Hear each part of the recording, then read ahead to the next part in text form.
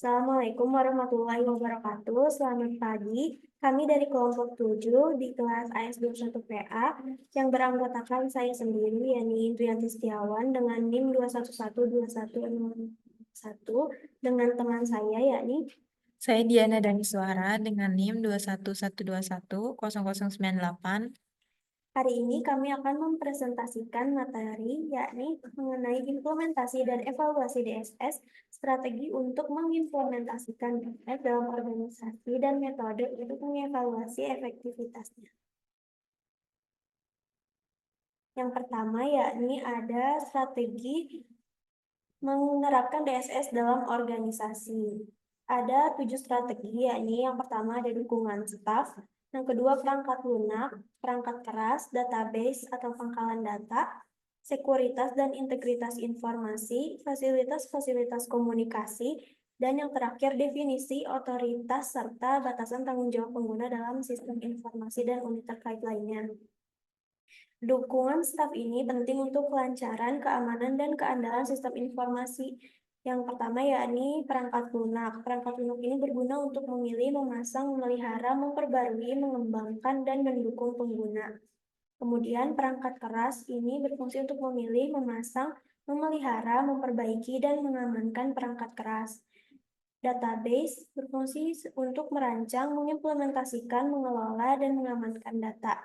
Keamanan dan integritas informasi ini menerapkan kebijakan kontrol akses, enkripsi, dan penanggulangan bencana.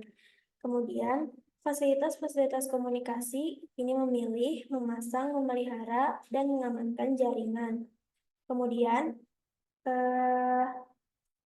database pengguna ini menentukan akses, membuat kebijakan, menerapkan kontrol, dan memantau aktivitas, di mana dukungan staf ini memaksimalkan manfaat dan meminimalkan risiko dari sistem informasi. Kemudian yang kedua, yakni mengapa strategi DSS itu penting. Yang pertama, karena adanya kompatibilitas dan integrasi sistem, di mana para pengguna DSS ini mulai membutuhkan akses langsung ke database perusahaan. Di samping bergantung kepada database mereka sendiri atau database lokal yang dihasilkan dari keluaran proses komputer sebelumnya. Kebutuhan untuk mendownload data dari sentral database ke file-file komputer pribadi membutuhkan kompatibilitas dari perangkat keras, perangkat lunak, komunikasi, dan struktur database-nya. Yang kedua, yakni nilai ekonomi sumber informasi. Revolusi perkembangan komputer mikro yang demikian cepat, pakai paket seperangkat lunak yang beragam, penggunaan jasa layanan time sharing, penciptaan dan perawatan database yang tidak terkoordinasi dengan baik, perekrutan staf spesialis yang mahir atau konsultan dari luar, akan membutuhkan biaya yang tidak efektif karena perencanaan yang buruk, tidak layak, atau aplikasi DSS yang kurang tepat. Yang ketiga, yakni organisasi dan pendukung kelompok pembuat keputusan. Banyak aplikasi awal DSS berorientasi kepada pengguna secara individual berdasarkan perencanaan dan evaluasi terhadap masalah mereka. Sebuah organisasi tentu saja membutuhkan integrasi dari proses keputusan individu ke dalam sebuah proses organisasi yang lebih besar.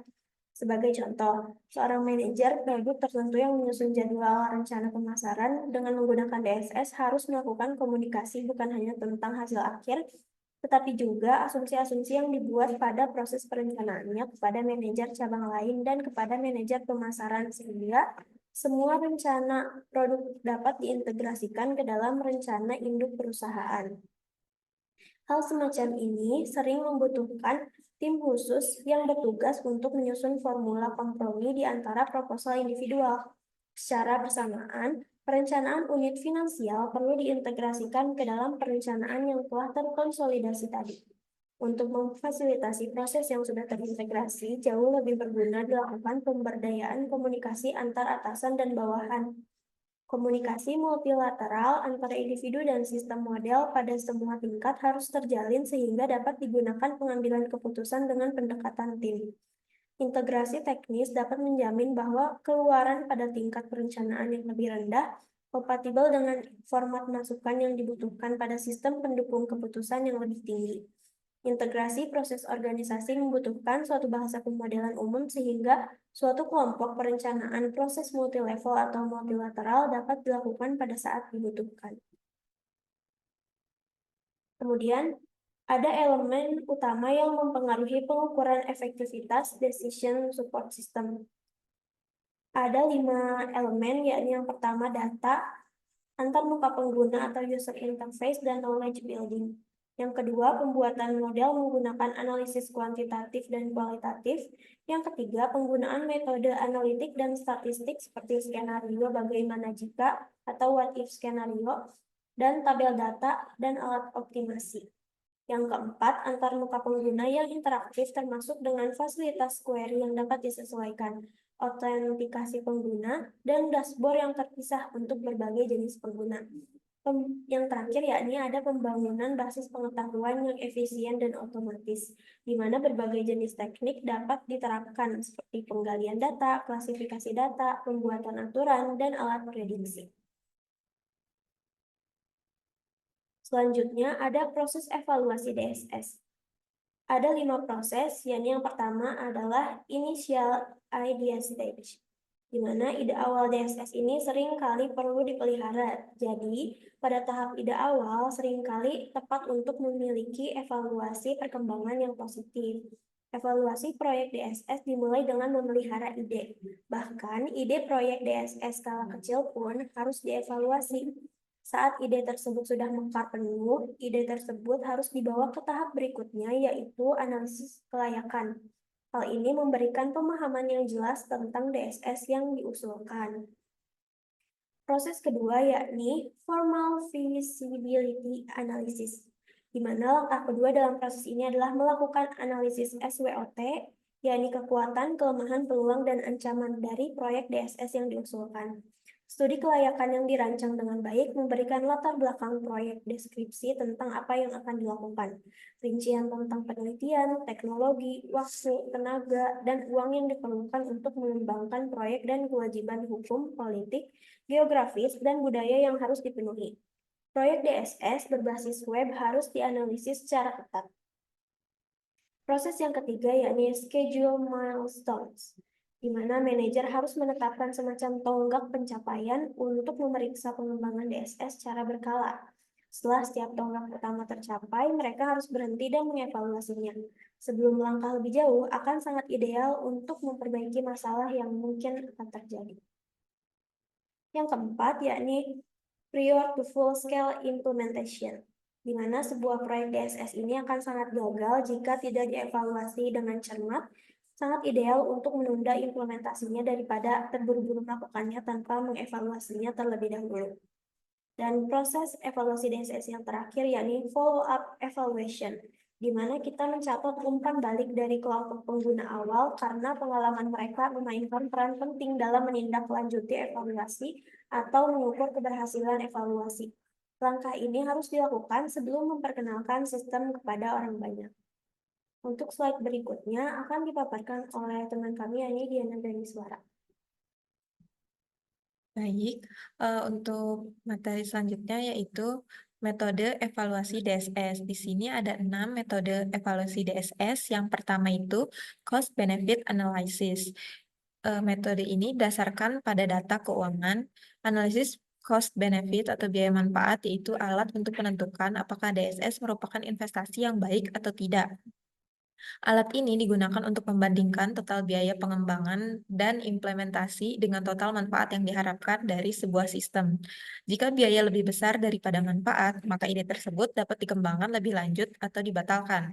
Alat analisis biaya manfaat atau cost benefit analysis memperhitungkan biaya perangkat keras dan perangkat lunak, biaya personil, biaya perubahan proses, biaya vendor atau konsultan, biaya pelatihan pengguna, dan biaya infrastruktur. Lalu yang kedua ada cost effectiveness analysis, di mana di sini adalah versi sederhana dari analisis biaya manfaat atau cost benefit analysis. Di sini metode ini mengasumsikan bahwa semua alternatif menimbulkan biaya yang sama atau menghasilkan manfaat yang sama.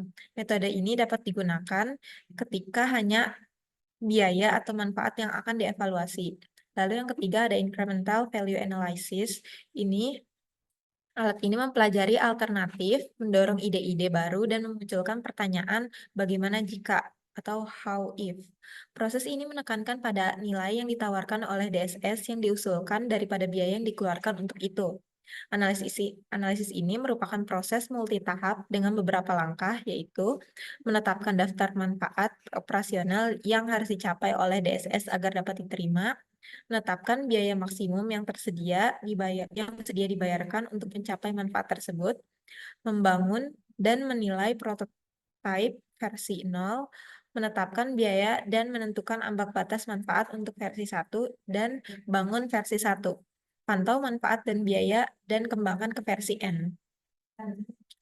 Lalu yang keempat ada qualitative benefit scenario approach. Di sini metode ini lebih berfokus pada kualitas DSS dan kemampuannya. Ide di balik penerapan pendekatan ini adalah membayangkan kemungkinan masa depan dan menilai serta mempersiapkannya.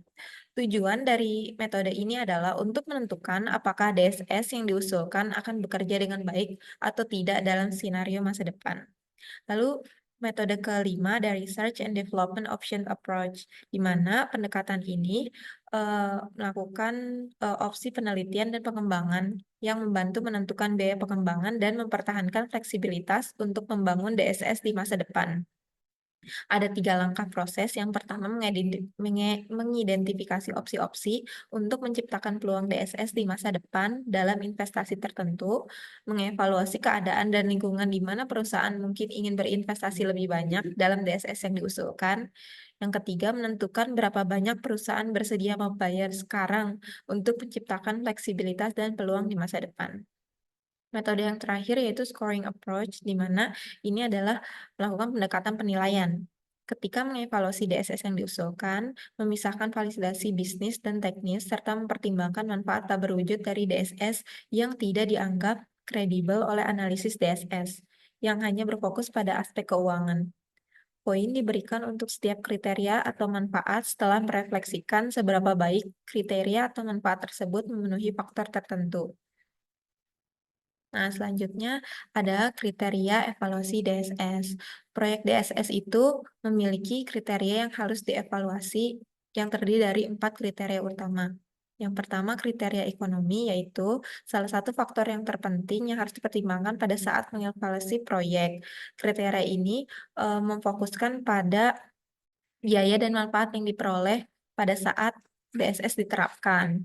Lalu yang kedua ada kriteria operasional, yaitu mengukur seberapa baik DSS yang diusulkan akan bekerja di sebuah organisasi dan bagaimana perasaan penggunanya. Lalu yang ketiga ada kriteria jadwal, itu untuk mengukur apakah DSS yang diusulkan dapat dikembangkan dan diimplementasikan dalam jangka waktu yang wajar. Yang terakhir, teknis, yaitu kriteria yang mengukur kelayakan teknis dan skalabilitas serta kepraktisan DSS yang diusulkan.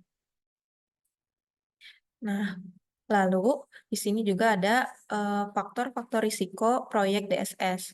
Proyek DSS pasti memiliki sejumlah faktor risiko dan risiko meningkat dengan ambiguitas dan ketidakteraturan tujuan. Faktor risiko yang paling umum yang terkait dengan proyek DSS adalah ruang lingkup yang sempit, struktur rendah, kurangnya pengalaman pengembang, tujuan yang tidak jelas, ukuran basis data, penghematan biaya jangka pendek, kegagalan proyek karena tidak adanya analisis dan evaluasi. Meskipun faktor risiko proyek DSS tidak dapat sepenuhnya dihilangkan, namun faktor risiko tersebut dapat dikurangi atau dikurangi sampai batas tertentu. Hal ini dapat dilakukan dengan menilai dan mengevaluasi berbagai aspek dari sebuah proyek pada setiap tahap pengembangannya. Sekian dari kelompok kami. Mohon maaf bila masih ada kekurangan dalam pemaparan materi kali ini. Jika teman-teman ingin bertanya, silahkan bertanya di kolom komentar YouTube kami. Sekian, wassalamualaikum warahmatullahi wabarakatuh. Waalaikumsalam warahmatullahi wabarakatuh.